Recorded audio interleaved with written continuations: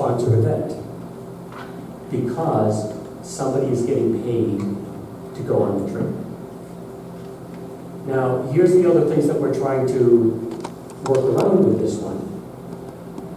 There are other consequences of this. So, charging instrument rentals as a requirement for band class.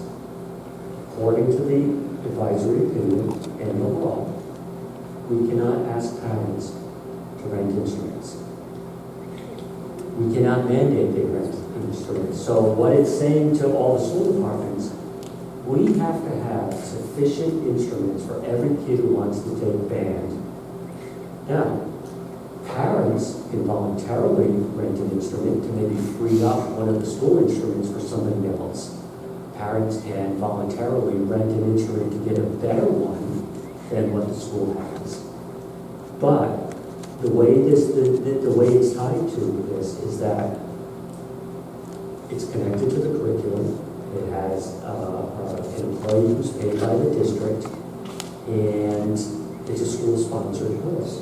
So no, we cannot directly charge parents for school instruments to rent, to participate in music class.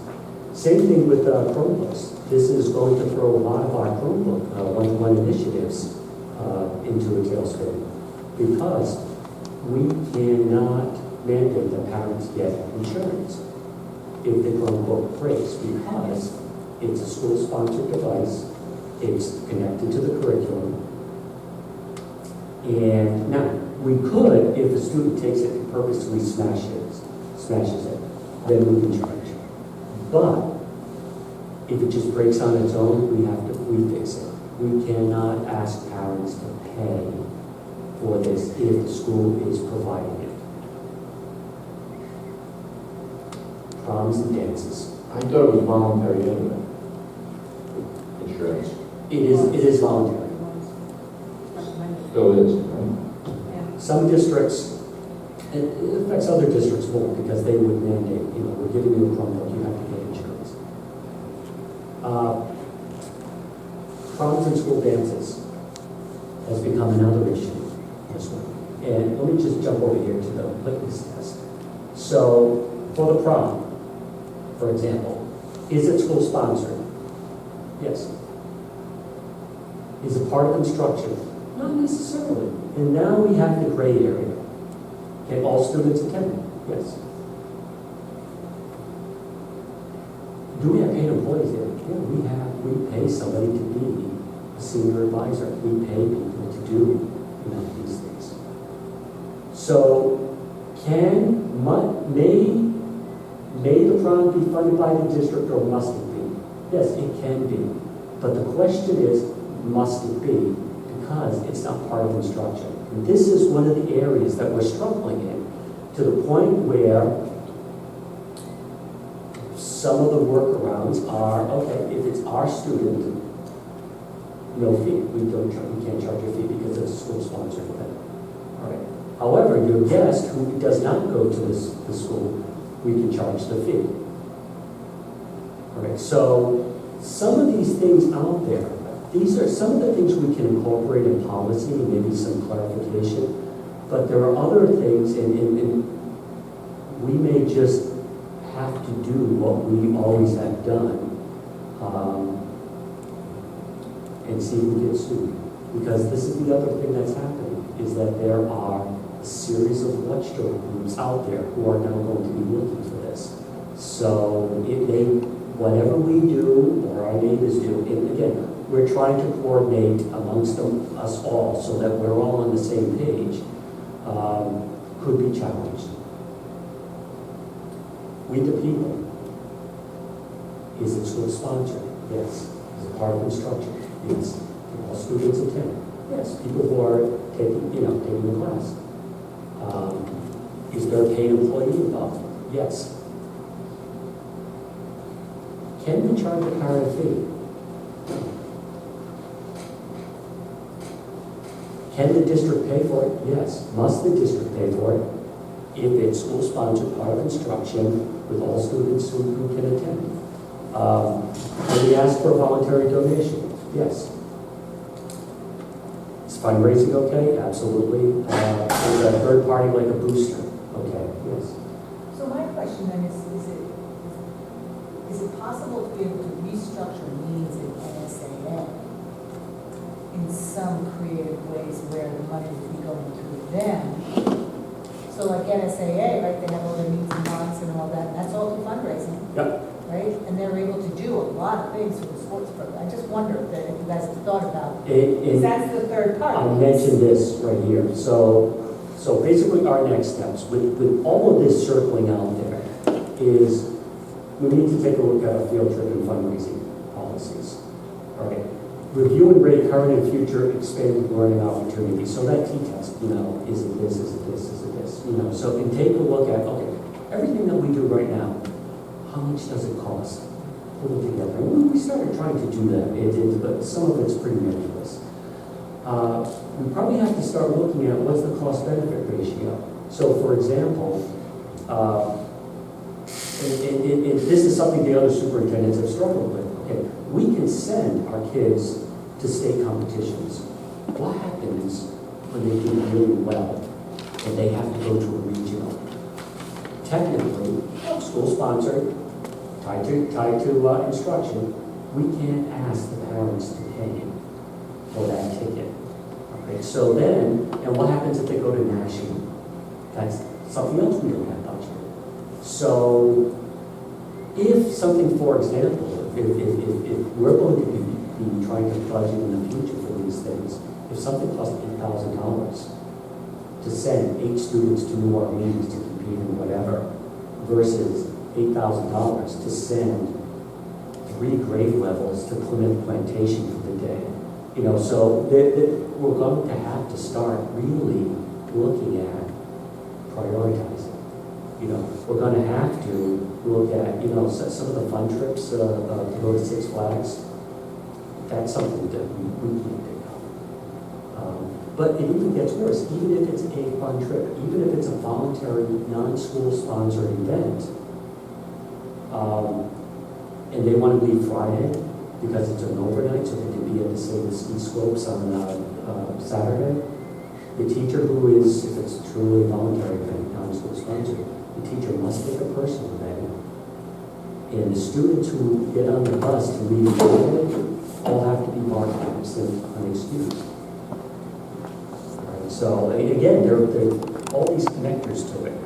So one of the things that some districts have already done, and had mentioned meetings in NSAA, considering creating a not-for-profit charitable foundation that will help with these extra, these opportunities, these extra learning opportunities.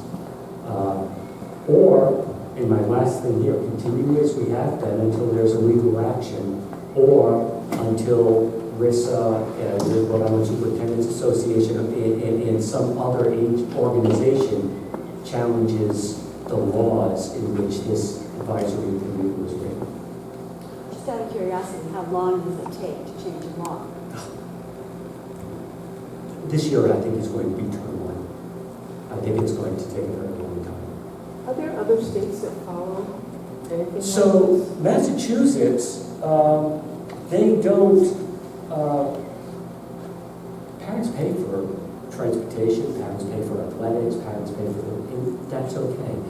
The Rhode Island legislation is that it moved education from being what used to be a charity to public education, free and equal. And this one right here,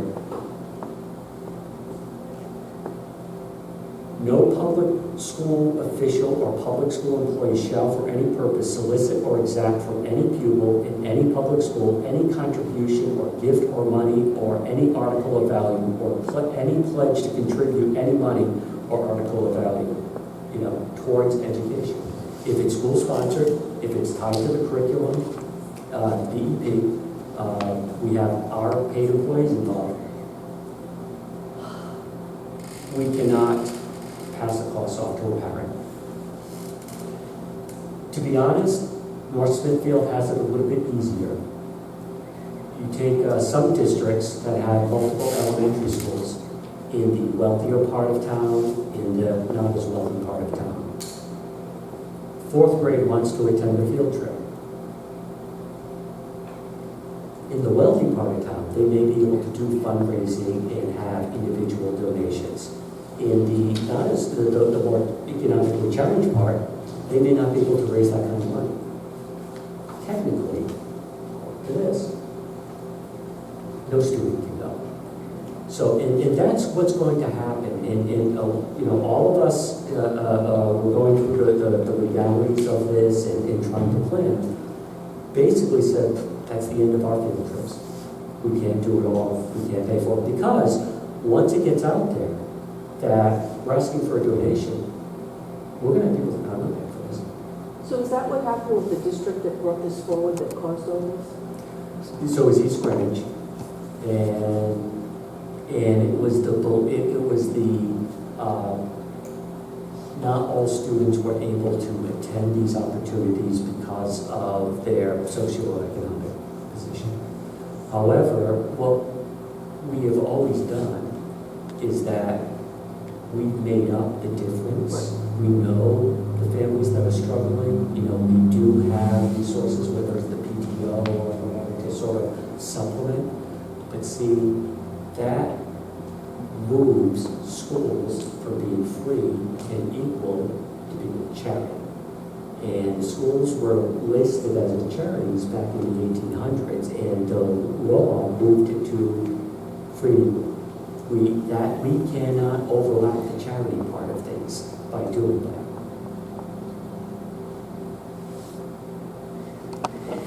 I'm just telling you what's been released, and we're just going to try to navigate through this as best as we can.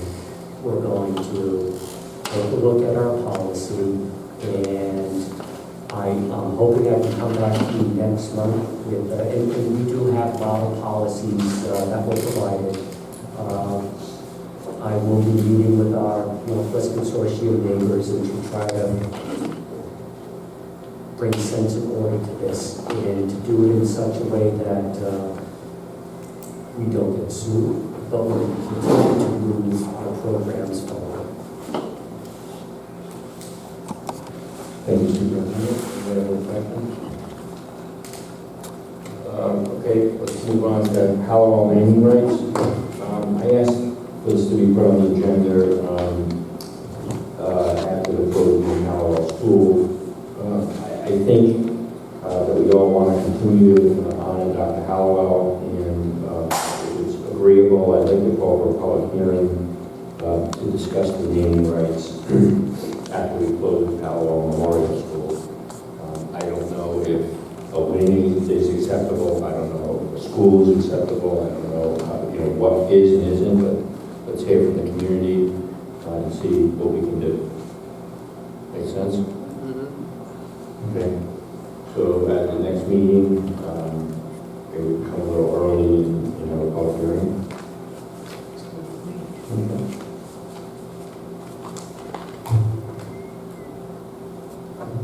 Will we have Halliwell to Probably not.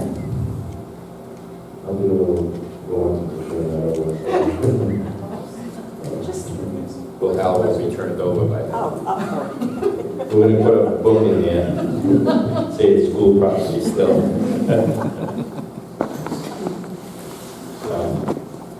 All right, so I don't think I'm going to get a motion to approve a public hearing at the next scheduled meeting or somewhere, or as practical as possible. Naming rights for Dr. Halliwell. So, Motion made. Second. All in favor? Aye. All opposed? The ayes have it. Is there any further business? I'll take a motion to adjourn. so moved. Motion made. Second. Second.